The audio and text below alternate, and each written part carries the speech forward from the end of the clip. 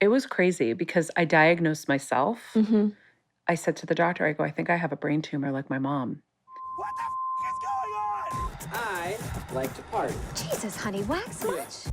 This is Unwaxed Get in, loser, we're going shopping. with Sophia and Sistine Stallone. Did we just become best friends? Yep. Hello, everybody, and welcome back to another episode of the Unwaxed podcast with your favorite sisters, Sistine and Sophia Stallone. I like introing. You always do it first. I know. Do you like the switch up? Should we do it now from here on out? I think so. I think so. We always have this debate. Who's better at the intro? I still think I do. I think I have the voice for the intro. You know, Someone like it. Someone said the other day that I had a little sharp tone in my voice. And is that true? Yes. Really? Yes. Well, should I speak softer? It's a little sexual. Yeah, it's just where your voice is deep. And I feel like it's... It is? You know what's so weird? When we were young, my dad always trained our voice. Weird flex. He gave us vocal training lessons almost every single day. So we'd have to talk into a tape recorder. And this is for real. For years we did this. Talk into a tape recorder and do... what are those like limericks, phrases? What are they called? Like Peter Piper picked a peck of pickled peppers. Yeah, what are they called? Sally sells shells by the seashore. You know what I'm talking about. And so he'd make us also read really old poetry into a tape recorder so that we would properly pronounce. And he always trained us to make our voice really, really deep. Yeah. Because one day I was talking and he goes, "It is way too high pitched for me, Sistine." So that's why it's funny because we have these home videos of us screaming in our living room at 6 a.m. because my dad wanted us to read the Young Lambs for Sale. Oh, would, like, my screaming gosh. it. He wouldn't, and he also used to put a tissue paper in front of our face and make us pronounce our P's. And if the tissue paper didn't fly high enough, he'd make us start over. And it's funny because people are probably listening saying, that is torture for a child. But he always said to us, I wish I had parents that helped me with my speech delay and my slur. That's what parents say. No, but you and Scarlett had a slight speech delay. Yeah. So it helped. No, I went to a speech therapist to help my speech delay, not my father. But, you know, the one thing I will benefit from that, and I would say I'm more of a loud talker. And maybe that's not the best thing ever all the time, but it's also helped with a lot of these things we're doing currently. I would say the one thing that doing that benefited me was we can now say that we have the weird flex of reciting The Raven by Edgar Allan Poe. By heart. So we could do that. Yeah. And it's one of those weird skills that no one ever actually needs, but it's kind of cool when you can whip it out. I remember it was at my elementary school and we had a talent show and that was the thing I did was The Raven. And my dad freaked out. He was so happy. Should we share what else we did at that school? We must have been the weirdest kids ever. We also signed up for the burping competition. And guess what? Your girls won. We won. We were the only girls that signed up as well, and we won. Well, this is the thing. My dad said this is the coolest thing a girl can do. So weeks before we would train, and we drink. He wanted us to be good at it without soda and with soda. So I could do it on demand. Yeah, I'm not going to. It's pretty nasty, I'll be honest. You know what we used to do as well? My dad would get on the intercom of our house that would just microphone speaker to every single room. And he'd get on, belch, hang up the phone, and then we'd respond, belch. And my mom would get so mad. I completely forgot that we did that. The intercom. I know, God, it's like, the thing is, it's like our burps are not cute now because they're so good. They're loud. It sounds like an ogre screaming. And so it's like, since I'm in this new relationship, sometimes I'm like, have the urge to do it. I'm like, no, you're a lady. You're a lady. You're a lady. You will never see me burp or fart in front of a guy. No, me neither. That does not exist. Those bodily functions, girls can do it. It's fine. For me, they don't come out. It doesn't. It's because mom put that in our head. She's For like, sure. Don't do it. But I also agree with her, though. I will be in a crippling pain in a ball on my carpet, holding that shit in until I'm crying before I let anything slip out. That's like what the downside about staying with a guy is for a week, is that you literally can't do anything. And so you're in physical pain, bloated. No, I'm sorry. It's just the most I'll say the elephant in the room. You don't poop. No, you don't. Sorry. No. And if you sucks. You make up an excuse about how you're going to leave the room and go across the street to your little cafe. Oh, yeah. Or wherever. Hopefully, if there's a cafe, maybe you'll knock on your neighbor's door. Or you just won't. But the best trick that I've learned over the years Always, when you go to a hotel, a front desk, whatever it may be, pick up a set of matches after the deed. train leaves the station, if you will. Light up a match, blow it out. Cancels the smell, guys. Yeah, but you're welcome. It does smell like a forest fire. It does smell like fire, but it's better than the opposite. I'd rather it may seem like something was burning in the bathroom than You know, that smell. we had an idea for this intro. Did not expect to talk about feces. So let's move on. Cinco de Mayo. La cucaracha, la cucaracha. Did you celebrate? Wait, No. I was with you. Yeah, you were with me. Why? Okay, Cinco de Mayo is one of those holidays that you have such high expectations, like tequila, tacos, like we're gonna go crazy. Never happens. No, I actually have never had high expectations for Cinco de Mayo. I think everyone just uses it as a day to go, hey, let's go out and get tequila. Right. I don't think no, it's but it's like St. Patrick's Day. It's like days that you're supposed to be drinking and then you don't. Yeah, but I know there's something behind Cinco de Mayo that people are like, why are you celebrating it? I think they're mad that Americans are using it as a way to just like get drunk and drink tequila. I don't blame them. Yeah, there's like Fair something behind enough. it. But I wish we did something fun, except we did the opposite. We just went to bed at like 7:30 I'll tell you what I did. I ate dinner around 5:30 with me. with Sophia, was back in my apartment by 6:30, and I was like, oh shit, now how do I kill the next 4 hours? What'd you do? I watched 4 episodes of Yellowstone. I Nice. thought it'd be a good idea to stretch. Popped both my hips. Don't feel good right You now. sound like you're 80 years old. I feel like the Tin Man. Yeah. It's so, the fact that I still can't touch my toes at 23, It's pretty bad. it's really bad. You haven't made an effort to try, though. That is true. That is true. Another thing that we've been watching a lot is the Playboy Mansion reality show that was back in like the 2000s. The Girls Next Door. Yeah. Can I That's what it's called. I did not realize that you could stream the show. It is so nostalgic to watch it because, first of all, it's the worst quality you've ever seen. Horrible quality. But when we were watching it as a kid, first of all, we would sneak watch it because we thought we'd get in trouble. And of course, we would get in trouble for watching it as little girls. But we'd pretend to go to bed. Sophie and I would put it on. Yeah. And we were just like so fascinated by these girls. I know. There's obviously some twisty things behind the scenes that we probably weren't aware of at the time. No, but when you're 9 years old, you don't know the logistics of what's going on in you there. see pretty girls in bunny suits and you're like, oh, I idolized these girls so much. They had like these you big, idolized them? Oh my God, you don't understand. They had these big boobs and this huge blonde hair. And I was like, that is what I want. I wanted it so bad as a little girl. To be a Playboy bunny? But you gotta understand, like, I didn't She's know, like, my again, life goal I didn't was know to be- what the assignment was as a 9-year-old. I didn't know you had to sleep with Hugh Hefner. I didn't know all that. All I knew is they were gorgeous and they got attention from men. And I was like, wow, like, no one had a crush on me. I want to wear a corset and bunny I thought ears. it was so fabulous. I wanted to do it so badly. That's fair. But Kendra's my fave. Kendra is my favorite too. And I'm not just saying that. I'm like, she's the funniest person ever. I love it. I am obsessed with that show. I've been watching it. I think I'm on season 2 now. You are pretty on it. I love it. And you're also on a plane soon to go to Oklahoma to visit our father and mom and 3 dogs. I can't say I had a choice entirely in this decision. Mom has been there with dad and the 3 dogs, and she's a bit miserable being alone. So I was like, you know what? Take one for the team. Yeah, and I'll plus go you for like the going kids. on set. So our dad is filming a show in Oklahoma, which is really cool. And it's with the guy that's made Yellowstone. Taylor Sheridan. And apparently it is probably some of his best work. Mom said he's acting incredibly well. I have a plan. I have a plan. What's your plan? All right.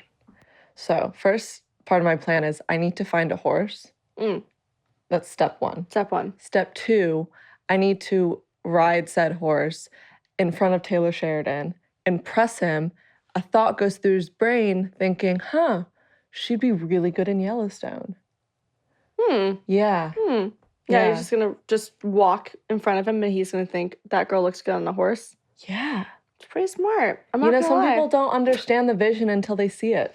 That's a good one. And I think you're going to win that. So we have the beautiful Maria Menounos coming on Inside Out. You guys have probably seen her face at least once in your life. She has had the most incredible career I've ever seen. I can like go from She was on E! News, ABC, Today Show. Then she goes to being on WWE. She now has her own podcast about mental health and and physical health. And I mean, she's interviewed Obamas and Clintons, and it is truly the most insane arc. And her parents are from Greece, and they came over, and so she's just been working her whole life, and she has so much wisdom and insight. And we are so lucky to call her a friend. And I just am really excited to ask her all these questions. And I don't think I've ever actually gotten in depth with her about this stuff. So stay tuned. Today, you guys, we are so thrilled to have someone on that we not only have the biggest adoration for, but we're lucky enough to call a friend. This Greek goddess is a familiar TV journalist and presenter for CBS, ET, Extra, E!, Access Hollywood, Today Show, and appears as an actress on so many films like Tropic Thunder, if you guys know that one. We love that one. Fantastic Four. I'm just going to throw back some things for you. And also TV shows like One Tree Hill, Scrubs, Mindy Project, a wrestler on WWE. Woo-hoo. She had her own reality series, was an author for Every Girl's Guide to Life, a host of the inspiring, beautiful podcast, Better Together. And that was literally just scratching the surface, y'all. So she's also won an Emmy, if that's not even cool enough. This is the wonderful Maria Menounos. Yeah. Studio audience. What a great opening. Thank you. I literally remember when I was writing this up, and I called my mom after, and I said, I forgot how incredible your career has been. And it still is so amazing. Like you have been nonstop, and everything you do, you put 110% in. And like, if you guys know her personally, like she is one of the sweetest souls you'll ever meet. No, in your honestly, life. my heart is fluttering just the fact that you're sitting in this room right now, because Sophia and I, no, seriously, we've always wanted to have you on the show. Yeah. Since the beginning of the Unwaxed podcast, but we literally put you right up there with having our parents on. We wanted to make sure that we were so prepared, so confident in our skills before having someone so important to us to be here. So thank you for coming on. We love you so much. I love you girls so much. You're making me cry. I'm like holding it back because I woke up today and I was like, I'm probably gonna cry. Yeah, no, me too. I did too. I'm gonna pull my lashes off and they're gonna come off. So seriously, and I think what's really exciting is that why we really wanted you on the show as well is you're well-spoken, but you also have so much insight into like everything involving your career that I think you're gonna give such great advice, health-wise, career-wise, just bettering yourself. I don't know. I can't wait. I'm like learning myself right now. I'm like so nervous. I can't stop talking. I want to dive right into your career because we just listed such an impressive resume of yours. So impressive. But I think as, Sophia and I are going through our 20s, and I think a lot of young people out there can relate, sometimes you don't always have a clear vision of what you want to do. And sometimes, we want to try everything, but we think we're spreading ourselves too thin. Did you always know what you wanted to do and you had that insight? So it's such a tough thing because I think I came from fear growing up because we grew up poor, we grew up hard, and I knew I wanted to be in LA. I knew I wanted to be on TV. I knew I wanted to be in this industry. And I did love like Joan London and journalism and all of that. But I also wanted to act and I wanted to do fun things. But my parents were like, no. Right. So I was like, okay, my secret plan is I'm going to go to school for broadcast journalism. So I went to Emerson. And then when I can just get away and cut the umbilical cord a little bit, then I'll switch it on them and I'll get to do all the other stuff too. Yeah. And the other thought in the back of my head was, the fear of failure was, okay, if I fail at this, I need like 50 backup plans. Yeah. You sound like me to a T right now. That's exactly that's how I think. feel all the time is that you have this idea that, okay, you want to pursue this thing, but your parents are just here to filter you a little bit, make sure, like, you can't do this because they don't understand it. Well, also maybe they don't want you to fail. Yeah. And they, joining an industry that is so cutthroat and competitive, it's like they almost want you to just be safe in whatever you do. But continue with what you were saying. Yeah, well, because they've seen the hard parts. And they're like, oh, because sometimes I feel like I give bad advice because I'm so scared for someone to go through the shit I went through, right? And I had, I had a lot of good and I had some tough times. So I can see where you want to protect someone. Right. But yeah, I wanted 50 backup plans. So I was like, I'm going to get good at everything. So smart. And I studied broadcast journalism. Then I met Kevin and I worked on his feature film. So I was like, oh, I'm going to produce movies. I love producing. I love coordinating stuff. And then I got this opportunity through someone on the movie that Kevin had to submit my tape for Channel 1 News. I was like, oh my God, this sounds amazing. It's like a CNN for kids. I'm going to travel. So Kevin and I remember we went to Forever 21. He helped me put my little interview outfit together. Wait a minute. Oh, yeah. Are you serious? I mean, I met Kevin when I was 19, you guys. Oh, that's We've been together right. my whole life. That's like our parents. Mom met Dad when she was 19. Yeah. Oh, did she really? Yeah, she did. Was. I Well, love that. so we went to Forever 21. He put like this cute, he's like, I'm thinking like MTV meets CNN. So we put that kind of outfit That together. is love. And helped me put a reel together, got the job, moved to LA, and the gates of Paramount were across the street. And I knew Entertainment Tonight was being filmed over there. And I was like, oh, I would just kind of look across the street. So then somehow this opportunity comes up there for me to report for them, but host ET on MTV. I got there. Then like there were some acting things like Fantastic Four. So I was open to everything and I did everything. Yeah. And then there were people who, like a friend of mine, my assistant at the time was like, Katie Couric was having lunch with my dad, and she said that you should focus on one thing and that you're too spread out. Yeah. And then she said, she thought about it, and she goes, actually, she's doing fine. Wow. And so it's funny because everyone has a different theory on it, right? And I do see how it is just the most amazing thing when you can just hone in on one thing and get it, like, do Great. it amazing. And I do see how hard it is when you're so spread out. To be good at everything is really challenging. Or to be exceptional, you got to do one thing. 100%. So I honestly think it's like you really have to go with your heart, because I am kind of like a butterfly. Like I want to be everyone. I want to try everything. I want to do everything. Yeah. And so that spoke to me. And Kevin, being like the secret manager and the Wizard of Oz behind the curtain, He really is. was always it. diversify. I love that. And that has been the secret to my success. Although I do feel happiest when I'm doing one thing, because multitasking is very difficult. It is. And wearing many hats is very difficult. So whenever I got to be on a set acting, because that was my like weakest strength, I feel like, I would shut everything down and I would just focus and be very present. Right. And I loved it. And it was so much fun. So maybe that's the secret, is really just being present with the specific thing. Because Sistine's also this way. We love trying everything. Like it'd be fun to act, it'd be fun to produce, it'd be fun to do podcasting. And that's what we're kind of trying to do right now.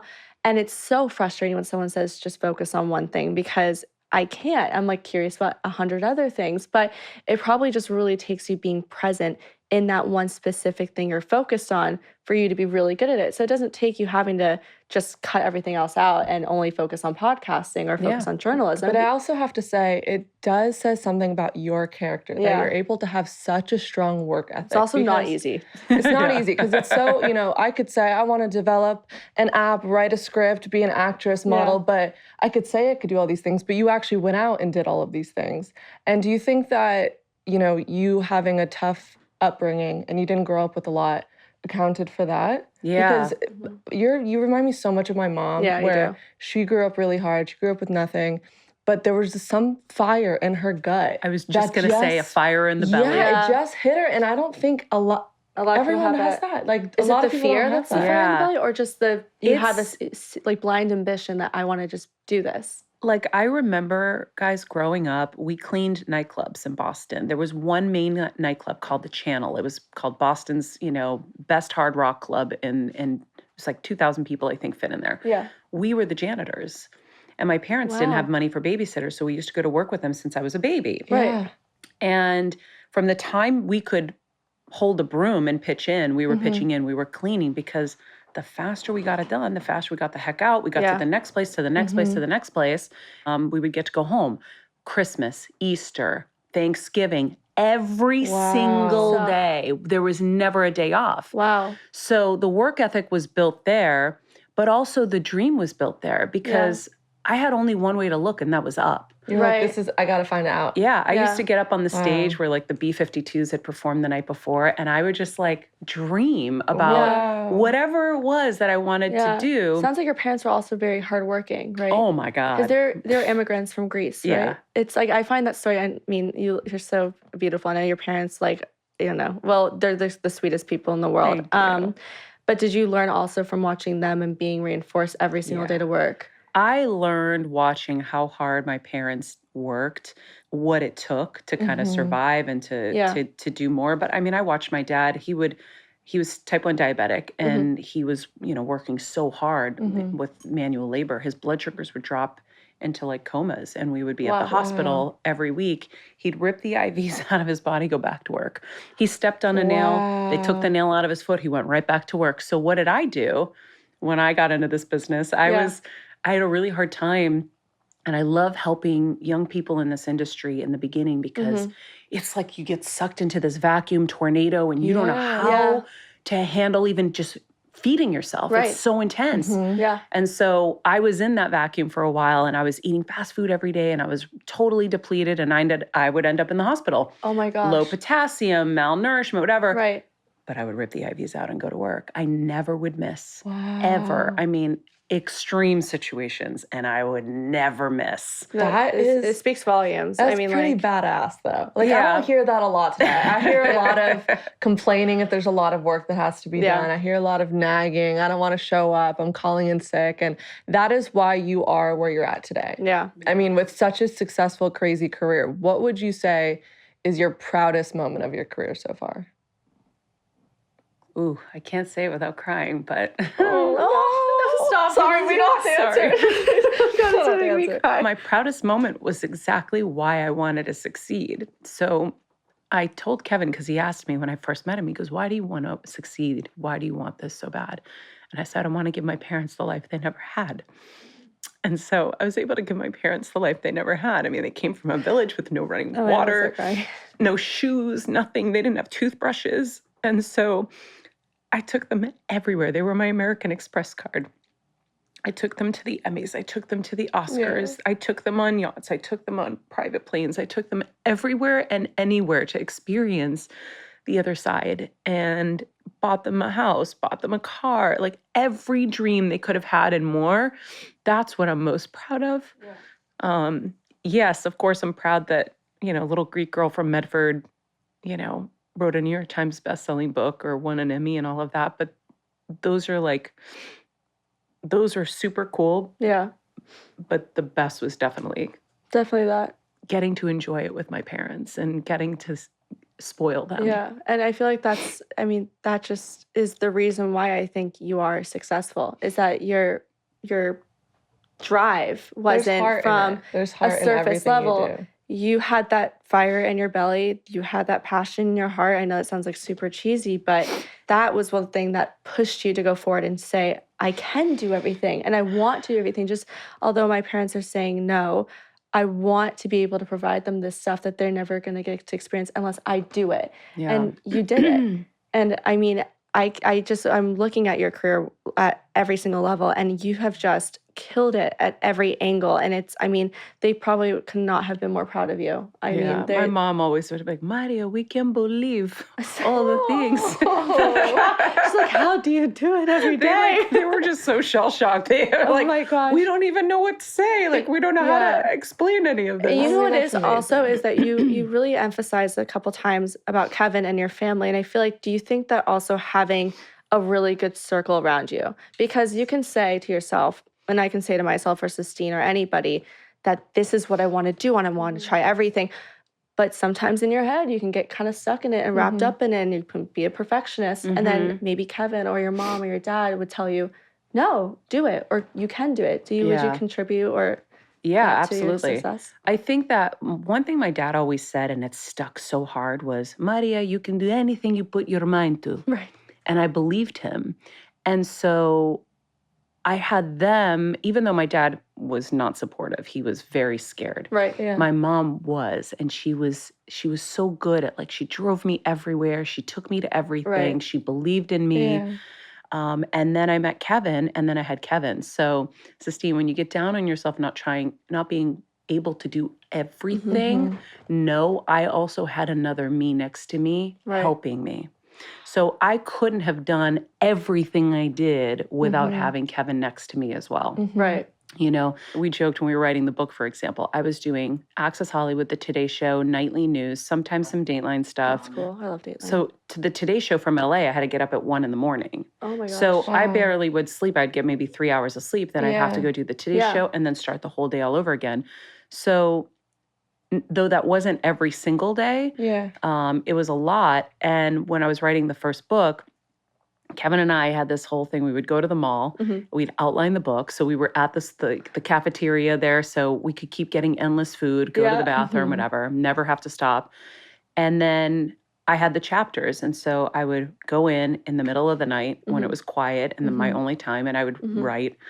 And then the next morning I would email it to him and he's like, you just gave me a pile of shit I got to clean up. He's like, and I was like, what? That's honest. But that's what it is. That's what he's being it is. honest. And or at least he's giving his input. If he was just saying to you, do You're whatever, good at everything. You're good at everything. I mean, that's like my mom. She always goes, you want me to be nice or do you want the truth? And I'm like, all right, hit us with the truth. And that is how we adjust and we pivot, and we need people like Jennifer and Kevin's in our life to really help us, because sometimes brutal honesty is the best honesty. And I love we love talking about love and dating, and we love saying like, oh, what are green flags and what are things we want? Like, what do we want in a guy to help us? Kevin is a walking green flag. My thing is thinking that you really found someone that is your true support system champion. and part. And like, how did you know that he would be that longevity in your career and everything you are today?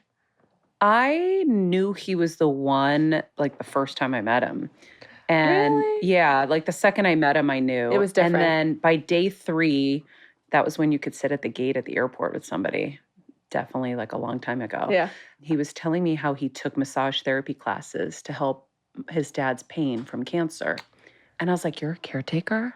I was like, that's it. It's done. I'm going to make you fall in love with me. I was a chubby 19-year-old. I was 40 pounds heavier. And I was like, I'm going to make you fall in love with me. Stop. And you did. I won. I did. And who would have known, by the way, at that point, I'm 19, that I was going to need a caretaker someday. That I was going to have a huge kind of issue. Yeah. And not only did he take care of me, he took care of my mom. He's taking care of my dad. Yeah. He is a caretaker. So you met him when you were 19. When did you really jump into your career in broadcasting, TV, and all that? Right after that. I worked on his film. A producer named Mark Finney, who was on the film, told Kevin, he was PAing at this place called Channel 1 News. Yeah. He's like, Maria should, submit a resume. They're looking for someone. And so that was the beginning. And then from there, the rest is history. But see, sometimes you don't think that you need a caretaker, but when you don't even realize how much you're taking care of everyone else. So having someone like Kevin in your corner being like, I got you, babe. Like, I can do this. I can take a little bit of the load off is so nice. So you jumped into your career and it's been such a long one, but what do you do at those roadblocks when it doesn't work? When you get rejection or you have self-doubt? Because I know that you can have someone championing for you in your corner, but sometimes that can just get overwhelming. Or do you take it personally? So do you have a routine or something that you do when you don't work? Rejection is hard.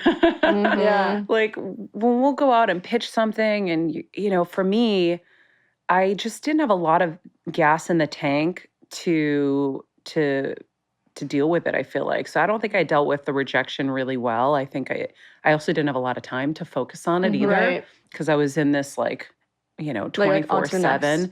Yeah. It's something that I'm actually working on being more resilient now because I have a little bit more space and time. But one of the things that's been hitting me lately was because I just went to this insane meditation event that changed my life, was when we're young, I think we're constantly dreaming, right? Yeah. And I think in those moments when we're dreaming, we're actually feeling it, right? Like, what would it be like if I could, do this? And what would it be like if I could have that? And so what's interesting is that's the basis for manifesting. Right. So when I look back at my life, I used to dream of all these things and even the physical things, like I'm gonna have a house that's gonna be so big it's gonna look like the White House, and then I'm gonna have and I was at a Porsche dealership once and this guy was making fun of us for even being in there, and I'm like, I'll be back, I'm gonna have one of these one day. My mom would try to teach me how to do the chores in the house. I'm like, Mom, I'm gonna have a housekeeper, I don't know what you're talking about, I don't need to learn all this. And everything happened. You manifested everything. The house looks like, it has the white columns. It looks like the White House. Okay, so everything. Yeah, you're everything. a full supporter in visualizing what you want, and then you'll get it. But it's not just visualizing. So what Dr. Joe Dispenza teaches, and Esther Hicks and the Wayne Dyers, they all talk Esther about Hicks. it. Like you have to have a clear intention. Like, I want $1 million. But if you don't believe that you can have it, there's the block and it won't come. So the flow comes to you. You have to believe. But then Dr. Joe Dispenza says you have to create the emotion of having it before you even have it. That's hard. For the Wi-Fi signal to go Yeah. out. So gratitude is the ultimate state of receivership. Your body doesn't know the difference between having it and not having it. Right. Yeah. Because it feels like it already has it. So then the universe has to deliver it. And so what I realized is when I was younger, I was dreaming and dreaming and dreaming. Then I got it. Then it was like, "Grr," the tornado, and then the shit comes, and then the traumas come, and then people abuse you, and all these horrible things happen, and then you're sick. Right. And then you're like, oh, I stopped dreaming. Oh, I'm actually blocking myself from more success because I feel like I don't deserve more. Oh, I'm scared of more because more means more pain. Right. Because look at the pain So I've now been you're going through. associating the things that you've wanted with pain. I do that all the time. I do that all the time. And I feel like, especially right now, you know, I don't know about Sophia, but I'll speak for the both of us. We are constantly facing these mental blocks and these mental walls, and we're telling ourselves, you can't do it. You can't make that. You can't develop that. You're never going to sell that. But who says that we can't? Us. Yeah. And then we're the only reason. So how did you... You're the block. How did you break down those walls? Because I need help. So I'm telling you guys, this event I just came from literally changed my whole I want life. to hear about this. So I had Dr. Joe Dispenza on my show years ago. He's an incredible scientist and has devoted his life to neuroscience. So where Esther Hicks is getting downloads from Abraham, and you kind of have to have a leap of faith to believe, right? Joe is all science. And so he healed his back after a massive car crash where they said he was going to be paralyzed. He healed it with his mind. He reconstructed every vertebrae with his mind. That's him? That's him. I read about this somewhere. Yeah. Oh my God. I heard, and my mom told me this one time when I had my second heart surgery, and I remember her in the hospital saying, think in your head that it's being healed, that your chest bone is being healed. That's actually And I true. got out of the hospital in 5 days. No, the craziest part I swear was, to God, because she was I telling remember me this that. so clearly. There's no way that, because they cracked your chest bone open, there's no way that you could walk the day after. I don't even know if it was 24 hours later. You were like strutting down the hallways. Because my mom said that and you believed her. Yes, I believed her. And you because said she was, in bed as well, while you were lying in the hospital bed, you said, I don't want to be here. I want to walk, and I'm going to get stronger. And you just kept saying that. That's and and it was from him. And I so didn't our realize thoughts are very powerful. Yeah. So you change your thoughts, you change your life. And what you believe will be. And so when I was in this event, I was realizing, and it hit me really fast. I'm like, oh my God, I'm the illness. It's me. Only way to heal me is to change my thoughts, which will change my reality. Yeah. And so if you want to get out of your own way, which is really hard because we're in this nonstop cycle. We wake up, we do the same things, we're hustling, we're thinking about tomorrow, we're thinking about next week, we're going to see the same people doing the same things. He says, you can overlap each day and you wouldn't know the difference because our thoughts are dragging us into the past, right? So we're being controlled by the emotions of the past. Oh, well, this happened last time, so this is what's going to happen now. And then your future thoughts are, where do I got to go? Where do I got to be? Whatever. There's no space for the magical or the unknown to come to us. Right. And so he talks about the only way is to get into and reprogram your subconscious and re-get into, you know, that black space where you are just consciousness and you can plant the seeds in the field. Right. And then and then you delete kind of this, you break the separation between time and space by attracting that thought because we're magnets, right? We are. And so You put it out there, and then it will show up in the most unbelievable and unknown ways. Does it take being present and meditating? Does it take writing? Does it take Because practice? it is hard just to, I mean, I used to do meditation, and I have a grateful journal that I write in every day. And it seems like it's working, but sometimes because of just the way my brain works, I'm definitely someone that thinks in the past and someone that thinks way in the future. Yeah. And then I feel like the last few weeks have flown by. It's like the end of, it's like halfway through May. And You're just on autopilot. Yeah. And that's why you'll continue getting frustrated, and you won't feel good because you don't know why. So I fully immersed for 7 days. I didn't use my phone, and I just went all in. Yeah. Wow. And I think that if you want to figure out how to change your life, you got to go into that black space, and you have to be present. And the first course I did, I'll tell you, it was early February or end of January. My friend was like, "You've got to do this. I have a feeling this is what you need." So I did this course called The Formula on drdispenza.com. Yeah. And in 3 days, my anxiety was completely gone.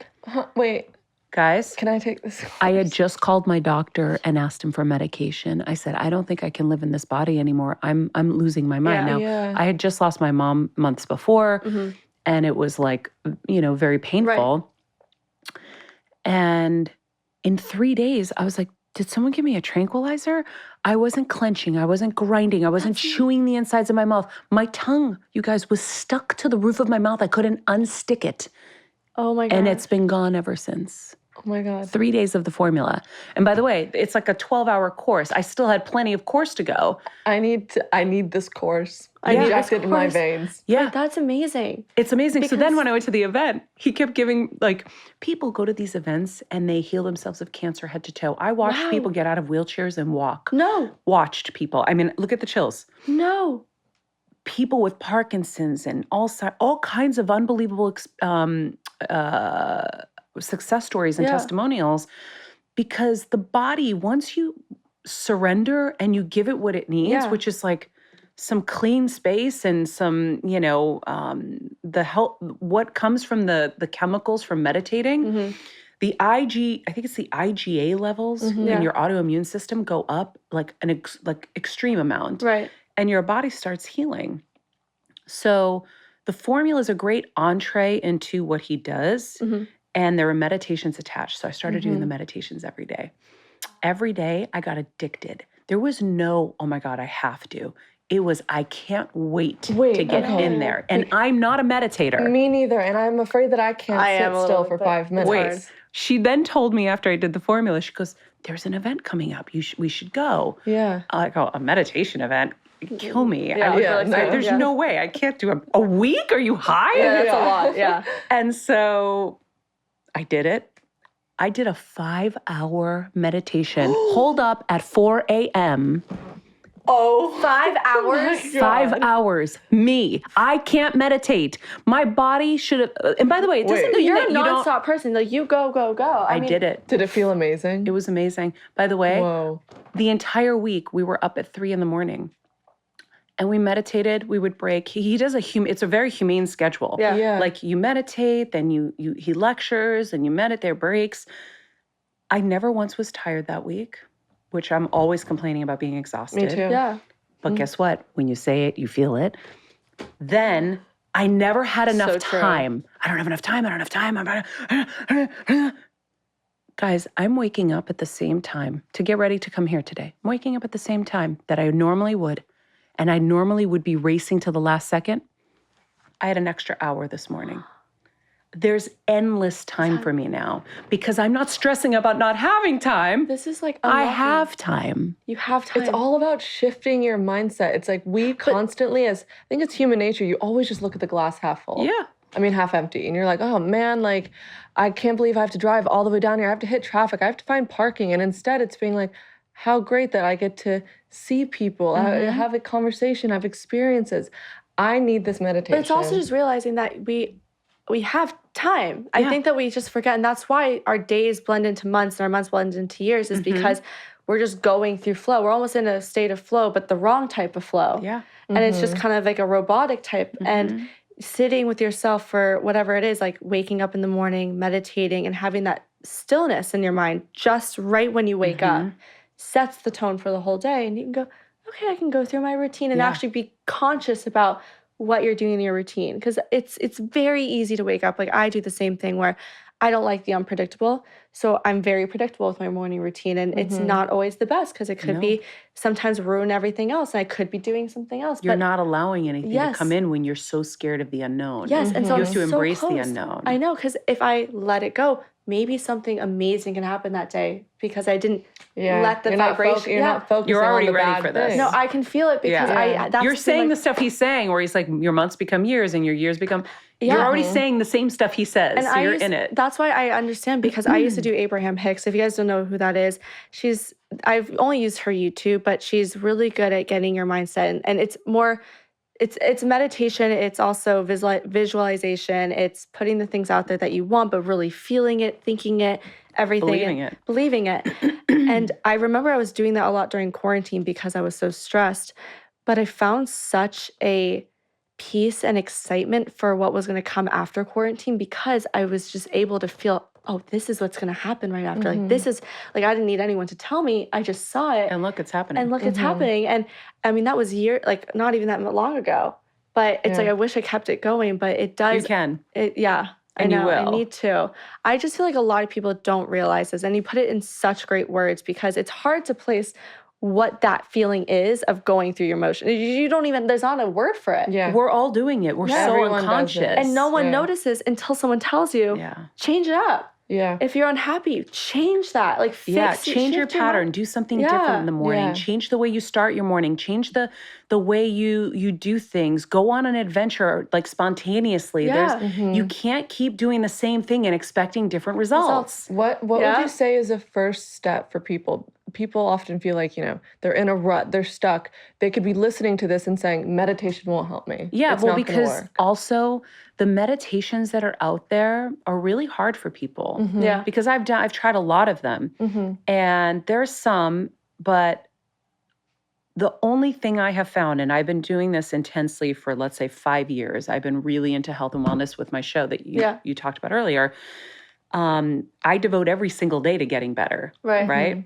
And I've had everyone on and I've tried everything. He is completely teaching you how to reprogram your mind, your thoughts, and your brain and your life. Yeah. You're reprogramming. It's not just sit in black space and just whatever. That's great if you can do it. But I'd rather be an active participant in creating my life. And we are the creators of our life. Yeah. And once we realize it, then we know we can create it for good or we can create it for bad. Right. And then if you start to follow your thoughts, like I started playing like catcher because I did the formula first. So that is the entree. I think if anyone's listening to this and they're inspired and they want to try something or you're feeling like, is this all there is in life? Like, I can't do this. I'm not happy. Yeah. Try the formula. Then there's a course called the Progressive. So the Progressive is the next course I had to do in order to go to this retreat. You have to have the language. You have to have the vocabulary. You have to have the basics down when you go into this advanced meditation week. So I did this Progressive course, and I'm telling you, every single day I did it, I got happier and lighter and happier. And I kept telling Kevin, I go, I feel like I could lift a car just with a smile, like my happiness. Like, I don't know what's happening to me, but I feel amazing. And then I immersed for the 7 days. And what's great about the 7 days, so like the first day I was there, we went into a meditation. Now I'm like so precious at this point with my meditations. I can't hear a sound, don't make any noises. I got to have the right chair. Because we're not trained yet. So I get there and this woman next to me falls on me because she just had this like whole experience. Then the bracelets are jiggling and all of this is distracting me and I'm getting frustrated because my meditation is being interrupted and I can't get back in and and then you realize, oh, I think I need to fix this about myself. Oh, I have an issue here. She's the teacher now. I need to realize that I'm making my sick every day with this kind of little annoyances. And so that was like one big lesson. And then once I started opening my heart. I didn't know how to open my heart. He teaches you how to open your heart. I started loving myself. I didn't know I didn't love myself. I didn't know how to love myself. I just learned how to love myself. And what happened was insane. Like my heart, you guys, was going boom, No way. boom, boom. And I'm like, what the frick is happening? You like felt your heart physically like expanding exploding and expanding. I mean, I don't know why anyone wouldn't want to try this. Yeah, it was don't know it was about so it. transformative. And so then when I accessed that, I started to realize that, okay, so like there's so many things you've heard in life, right? If you believe you're going to die when you get a diagnosis, it's what do you believe? And that's what's going to happen. But you don't really sit in it to understand the root and the underneath part. So when my heart started opening, I realized, oh my God, love is the only answer. But people say that, but you don't know it. You don't really understand it. Yeah. And then you, like, there's like the hippie world where you're like, love and peace. And you're like, I can't get there. I don't understand. They say it almost so much that the word becomes like something that's not meaningless. Like cliche. Yeah. Yeah. But when I started to apply it in multiple different ways throughout the week, because again, I had nothing else to do other than just be in this space, Yeah. there was a moment where another woman fell on me. And because, You've got that attraction to people. She's like, she's falling for me. at this point. I'll catch you. So now instead of being frustrated, I went into my heart. Yeah. And it was a beautiful experience because I'm helping her. I'm trying to meditate at the same time, but I'm helping her. And my heart was just pounding. I had another experience where I was having a pain. And I said, oh God, what am I going to do? This is going to interfere now with what's about to happen. So I said, what if I go into my heart and I go into gratitude? Let's see what happens. And the pain just went away. I was like, wait, what? And I've since applied it every time. I had like these leg cramps the other night and I started panicking and I'm like, all right, I got to look up online how to fix it. Oh no, I'm going to try this.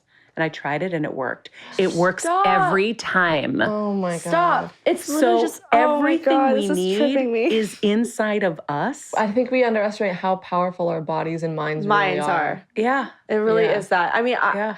and don't you, like, I wish at the time, because you've gone through, I mean, so many health, you've had a huge health scare. You had your brain tumor. I don't know if anyone knew this, but she was diagnosed with, it was benign, right? Benign brain tumor. Brain tumor, and you went through surgery. And don't you just wish that sometimes, like, you had that information at that time? Because maybe that would have helped with some of the pain that you were going through? I had a lot of big epiphanies around the tumor diagnosis. To me, it was a gift instantly. I was going to ask you what because how Yeah, did what was how your did you mindset Yeah, with like how that? was your mindset when you found out, like after and everything? Well, a few months before, my mom had been diagnosed with a brain tumor. So my mom got stage 4 brain cancer in September. How are the odds of that happening? It's like lightning striking. that Researchers have said your it's like mom lightning striking. kidding. and your daughter. It's not not connected. Not connected at all. But when you do the Joe Dispenza work, one of my final breakthroughs was, oh my God, it was in the field. And I asked for it, and that's why I got it. Because I remember my mom was having a hard time. I think it was right after she got her first rounds of radiation. And I said, God, I wish you gave this to me. I could handle it better. Oh, Maria. Because it's harder to attract see that- someone Oh, else of go course. through I know, that you love. And you're like, I'd rather take it. Our mom and then you says get that all it. the time. She's like, I wish I could take the pain away and like take it and deal with it. Yeah.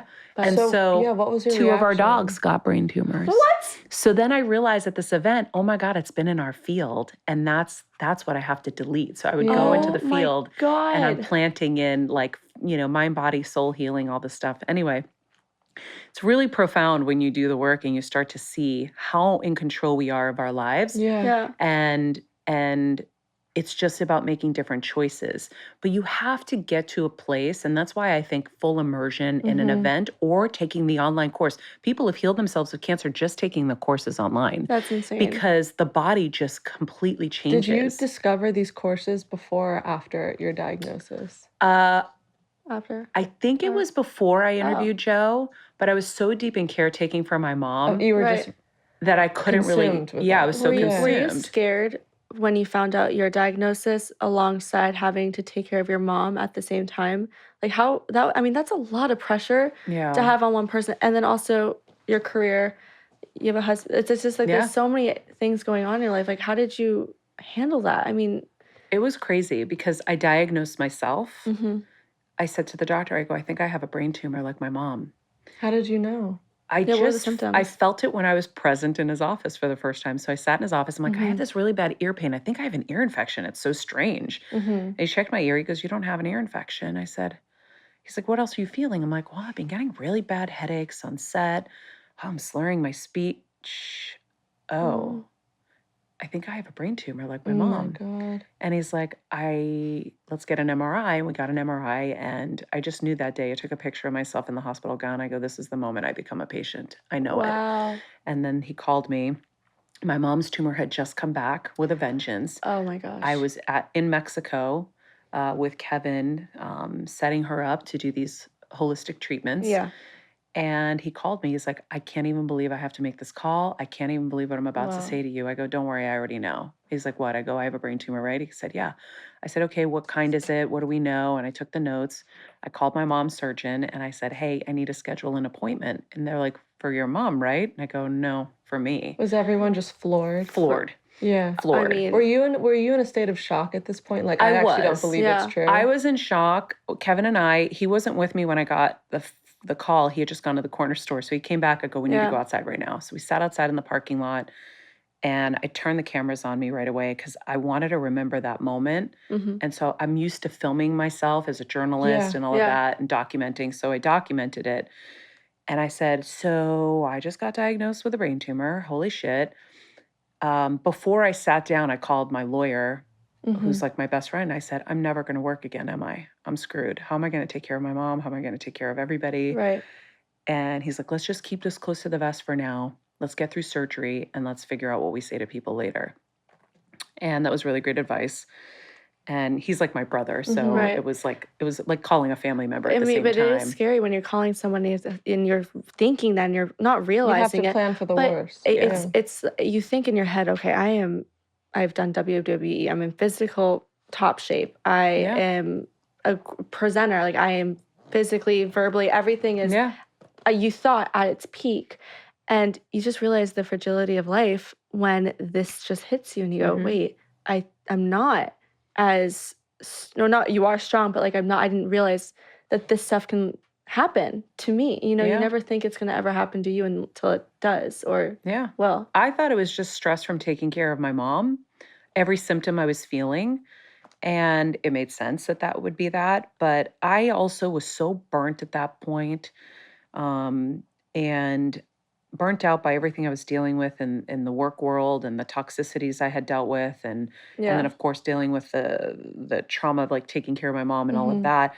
I was like, is this my get out of jail free card? Oh my gosh. I'm like, you were like, maybe is there a I lot can of toxicity in work and stuff in terms of like presenting? So you looked at it almost like maybe I can just sit and breathe for a second and maybe like this is it and I'm going. Like let's go. I'm tired. I'm cooked. It's been a great life. Because I went home and my housekeeper, who's like my second mom, I told her and she's hysterically crying and I'm not, and she's like, why are you not crying? I'm like, because I don't care.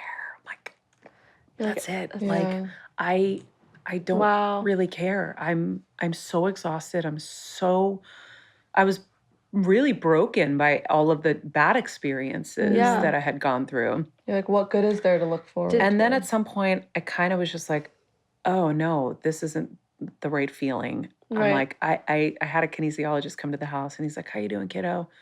And I'm like, I'm just dying to be me. And he said, oh, did you read the book? And I go, no. And the book is amazing, by the way. And then I realized, oh, this is a gift for me to change my life because I am living an old dream. I'm trapped in an old dream. This isn't my dream. I've got to redefine success. I've got to change the path so that it fits who I am now. And also, I can't survive at this pace and the way I was treating myself. What was the environment you were in previously?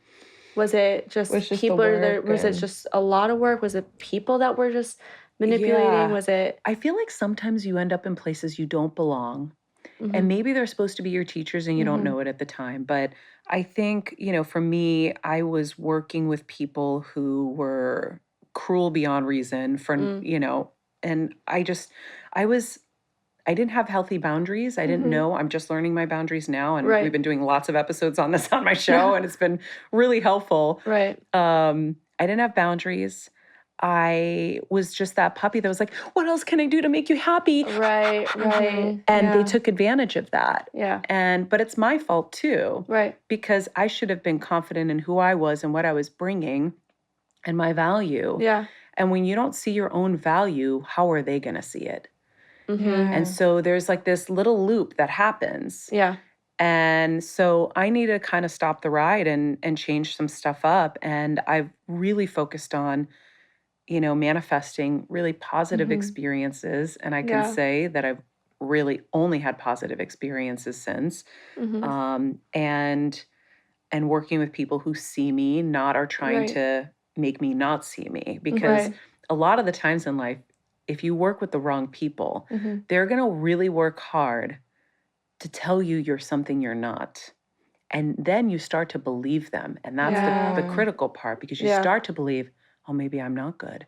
Or maybe I do suck. Or maybe I am all these things that they're saying. And then you get, in this confusion tunnel of like, well, what I don't understand. Yeah. And then, you kind of lose yourself. You lose yourself in it. And especially I feel like with this industry, it's really easy because the whole idea is finding your image and then people it just telling runs you on like satisfaction of other people. Yeah, if they're they're telling- satisfied with you, if they like you, then you'll work. But if you know your value, you're going to demand your value. Yeah. And that's going to come out of their pocket. So true. And so what they have to do is they have to keep, I'm going to be crass, they have to keep shitting on you to lower you. Right. Right? I had so many people who tried to give me bad advice so that I didn't have to demand what I deserved.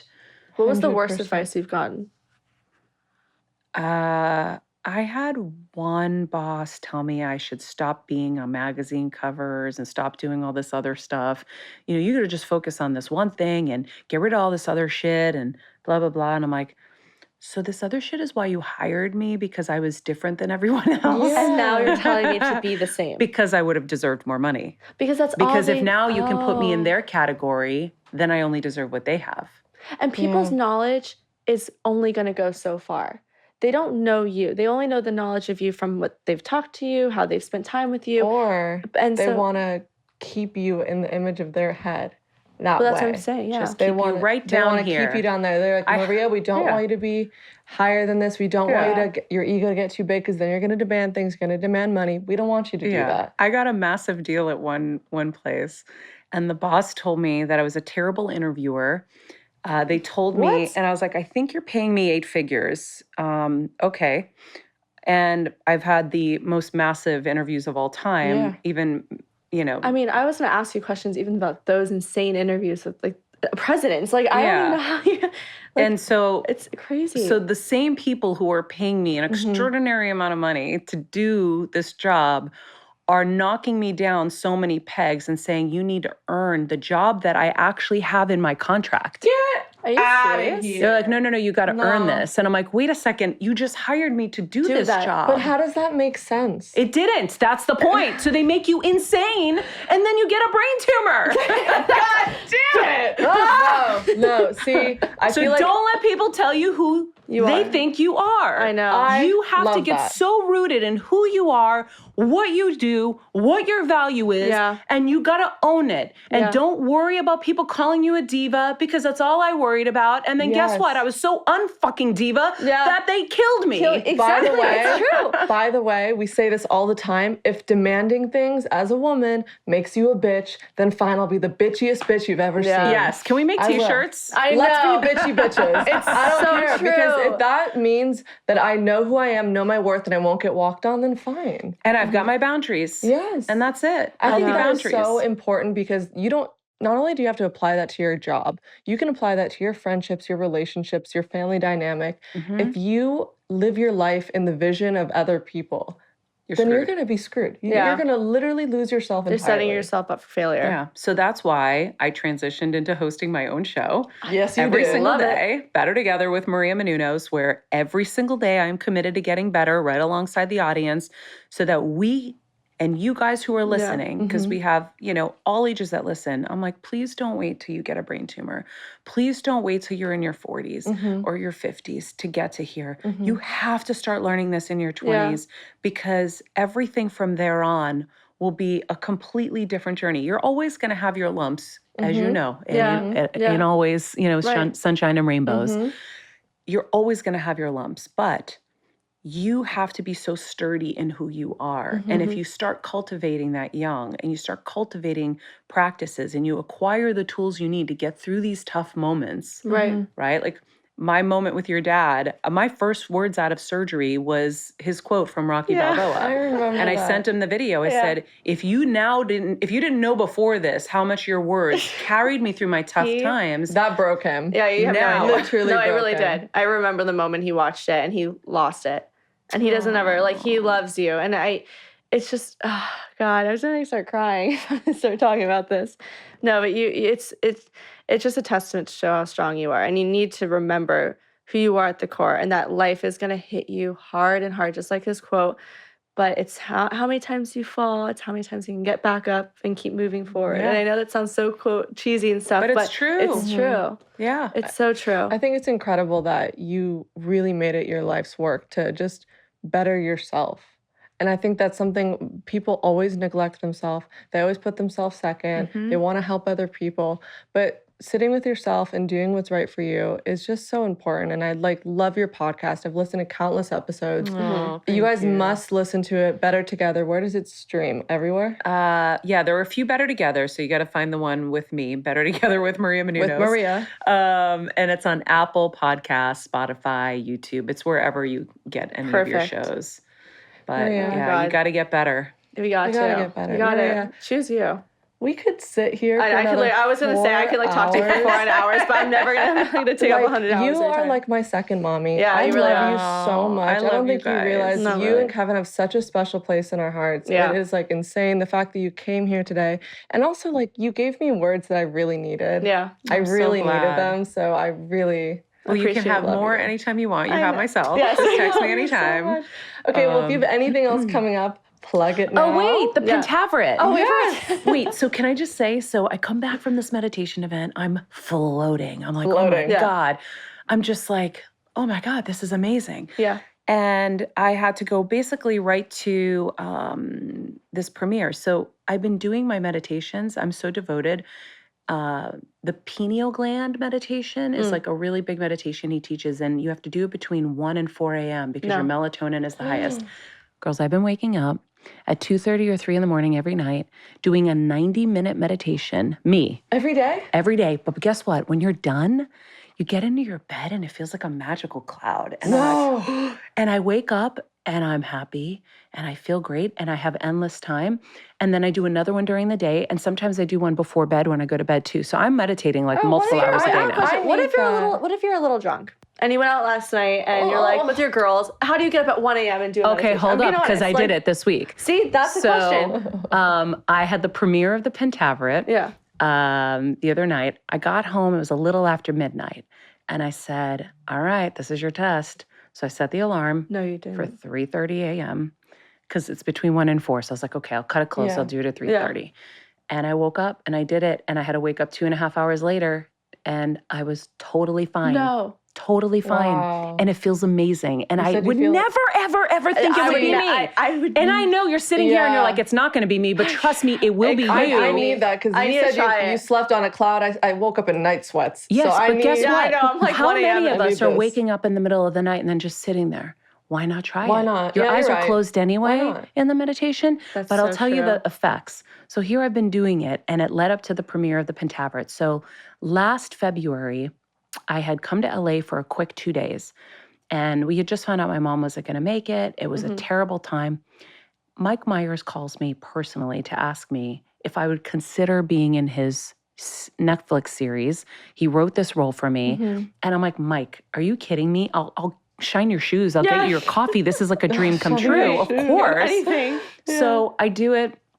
He calls me months later to tell me how funny I was. And I'm like, are you friggin' punking me now? This Like, is what's amazing. going on? Yeah. I could die now. Mike Myers thinks I'm funny and Yes. call me to tell me. Ultimate goals. Okay. Yeah. So that aside, I go to the premiere and, it's like those things are like always like, you go, exciting. you take pictures on the carpet. Yeah. And someone grabs me and says, we're doing cast photos. So I go outside, I do cast photos. Ken Jeong, Keegan-Michael Key, and Mike all proceed to tell me how I get the biggest laughs. They're freaking out, telling me how great I was. And I'm like, wait, am I living in an alternate universe? I have a very teeny role in this, guys. Stop. It was so over the top. So you're a scene stealer. That then, Kelly Ripa's manager comes up to me and he goes, Maria, were you at the Q&A today? And I go, no. He's like, Mike loves you. And I'm like, what are you talking about? He's like, he was being interviewed by David O. Russell. And he went on and on for like 20 minutes about how brilliant you were in this. And I'm like, all right, I gotta see this. I'm excited. I gotta no, see this. and I'm building it up and I don't understand what's happening, but I think it's the energy. It is. Yeah, I believe that. It is. I believe that. So is, and that's like, oh my God, that's like the key to everything. Stuff's happening that I'm not, that is just happening because and you're making my it happen, energy's though. changed. You're attracting it. Yes. You are you're attracting making Because it I happen don't for think, yourself. Kevin, you saw at least 2 episodes yesterday. Did I deserve the amount of praise I got at that premiere the other night? See? He's like, should I be honest with my wife right now? Yes, in a sense, because it's really hard to play yourself. Okay. But the way you put this kind of ironic twist on it. Give yourself some credit. Post play you aren't able to do that. Okay. Yeah, that's true. That is You true. could see in your eye, you could see the sarcasm in your eye. I love it. Oh gosh. But I'm telling you, it's this stuff. Because we drove home and I go, Kevin, It's the best night ever. I don't think that this would have happened if I hadn't just come out of this thing and the energy that I'm putting out there. Right. And like I said, all the things that are happening, like I had a moment when I was getting ready in the morning and I looked outside and I saw Kevin had 2 sun hats out there. And I'm like, look at him, he bought 2. He didn't just need 1, he got 2. And I say that because in our relationship, I'm the one who's always terrified about money because I grew up hearing, we don't have money, we don't have money, we don't have money. Right. And Kevin is normal, Yeah. right? I am the psycho who won't stop at 7-Eleven to get a water because I'm like, it's free at home, right? Right. I'm crazy. Yeah. And I sat and I realized, wow, I've spent 24 years being psycho scared of money. He hasn't, and I got myself sick. See? You gotta think about what your thoughts are. Yeah, And then the last thing I'll leave you with, because this was super important too, this is a crazy realization. Yeah. So here's our energy tank, right? Not because it's a coffee, but here's our energy reserve for the day. How do you want to use it? Do you want to use it stressing about your past? Do you want to use it worrying about your future? Do you want to use it being frustrated or angry at something? Because it's just going down, going down, going down, going down, going down. And then you have no time, nothing left to create. Right. You have nothing left to create your life because who's going to create it for you? You're on autopilot. The only person that's going to do it is your thoughts. And if you have no energy left, you have nothing to do it with. And you have nothing to have fun with. There's no energy for fun. There's no energy for anything. That's where the sickness, the sadness, the anxiety comes from. And then you're running on fumes. Yeah. The engine in a car is going to cease if you don't have so gas in it, true. right? That's It's like true. pick and choose what you want to dwell on. So every day I look at my cup and I'm like, I wake up and I do my grateful list with the dogs and I say, and I call all the dogs. I'm like, kids, are you ready to do the grateful that's list? like my mom. And whoever shows up, shows up. Winnie's always there. We're grateful, Lord, for bringing us together and making us a family and for our so health. And I go through the whole list in baby talk. And then I say, now who do we want to be today? And so I'm like, I want to be light and happy and I want to be the light and I want to feel the light and I want to feel light. Yeah. And I set my intention on what I want to be. Yeah. And then at night I say, how did I do tonight? How did I do today? And I'm like, okay, I did really well with this. Some thoughts crept in. Oh, but I caught them and I shifted them. Okay.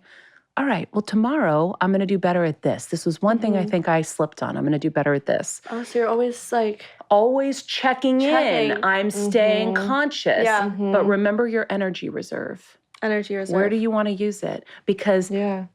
you're worrying about stuff you can't control anyway. So why not put that energy towards building your future?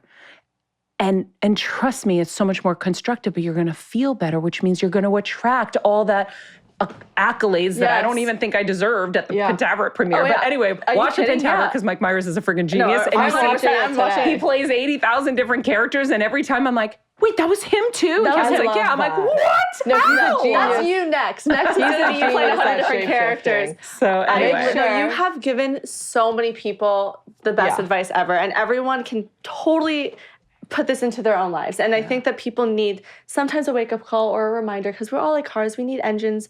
We need to oil up, fine-tune ourselves. Yeah. And Tune-ups. yeah, tune-ups. I Everyone can needs to tell tune you, up. after this conversation, I'm leaving with a different mindset today. Yeah. I'm very excited for people to hear this episode and hopefully feel the same way. We absolutely love you, and you guys Love you. absolutely will love her. Follow And her so at stay Maria with her. Menounos on social media. Yep. Anything else? And Better Better Together Together. podcast with Maria Menounos. The new Netflix show. Yes. Yes. Maria, we love you so We love much. Love you. We love you guys By the way, too. can I just say something? First of all, Kevin's like the toughest critic ever, but you guys are incredible. No! And I'll tell you why. Stop it. Because not just because, I mean, first of all, you wrote a beautiful intro, and Kevin always said to me, give someone the intro that they never got. And you did that. Oh, thank you. But also your questions, you listen, and you have very insightful like translations of things that people take years to build to. You come from you come from incredible parents who I'm sure had a role obviously in that too. But yeah. It's a good mix Well, between Jen and Sly. I'll tell you Thank this. you. When we first had the idea of doing a podcast, and Sophia and I were nervous, we didn't know if we were good interviewers, good listeners, good responders.